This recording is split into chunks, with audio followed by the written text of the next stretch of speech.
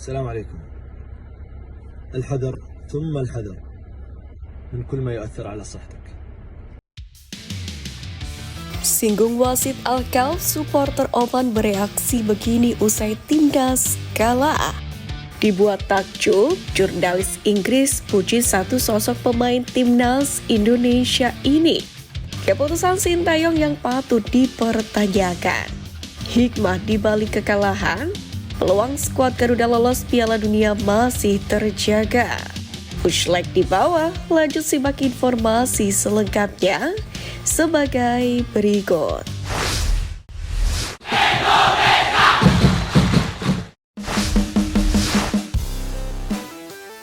Singgung wasit Alkauf, supporter Oman bereaksi begini usai timnas Indonesia kalah.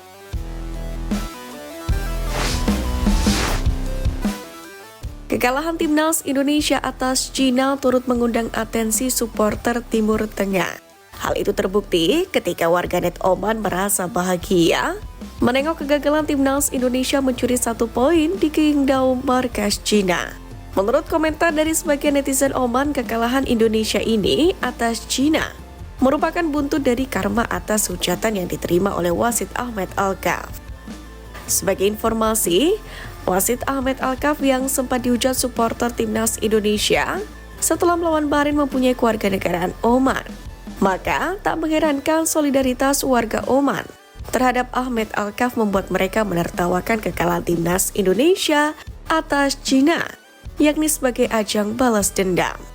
Tak hanya warganet Oman, supporter Malaysia pun juga ikut tertawa di balik kekalahan skuad Garuda. Dilansir dari akun @onefootballm, terpantau timnas Indonesia mendapatkan sindiran cukup pedas dari supporter negeri jiran. Hal itu seakan tidak berkaca pada dirinya sendiri. Sebab pada laga uji coba beberapa waktu lalu, Malaysia telan kekalahan jauh lebih telak saat menghadapi Selandia Baru. Bertanding di North Harbour Stadium, skuad Harimau Malaya kalah 4 gol tanpa balas dari All White.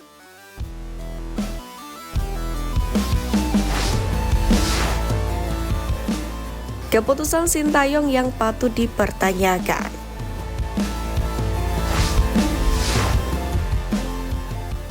Pertama, mencoret Eliano Reinders.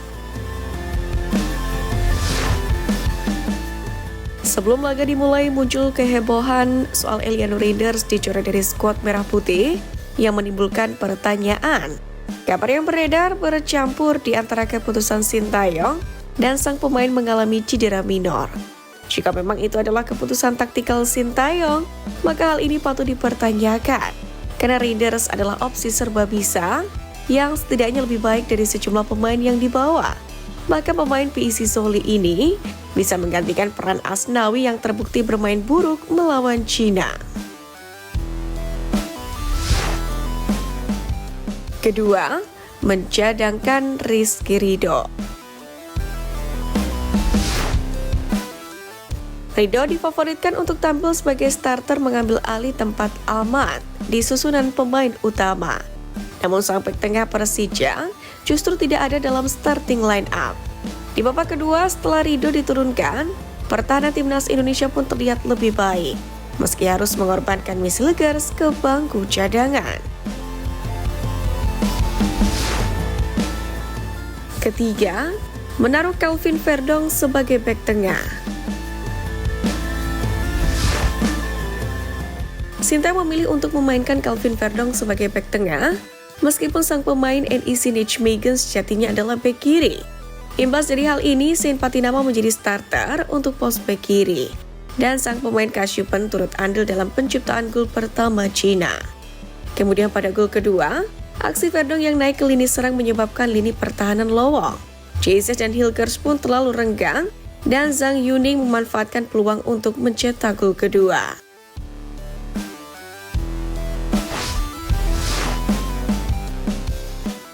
Hikmah di balik kekalahan, peluang skuad Garuda lolos.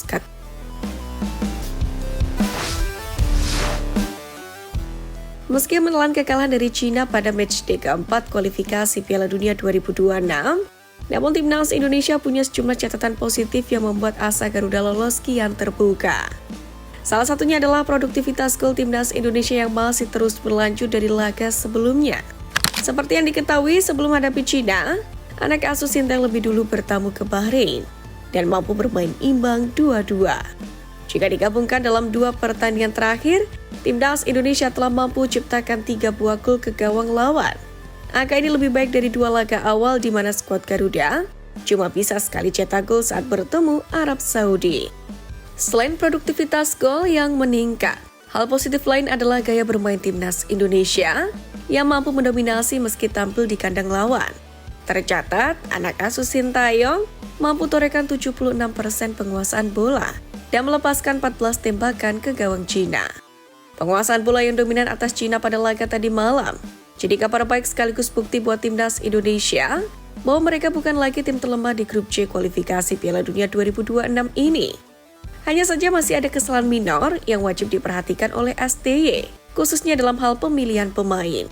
Sinteyong sendiri menegaskan bahwa kekalahan kontra Cina bukanlah akhir segalanya. Pelatih asal Korea Selatan itu pun langsung mengalihkan fokus ke laga selanjutnya. Ia pun berjanji akan menyiapkan timnas Indonesia lebih baik lagi, guna meraih hasil yang lebih positif.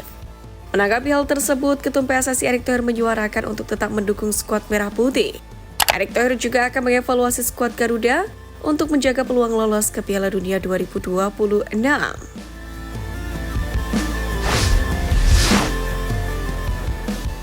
Dibuat takjub, jurnalis Inggris puji satu sosok pemain timnas Indonesia ini.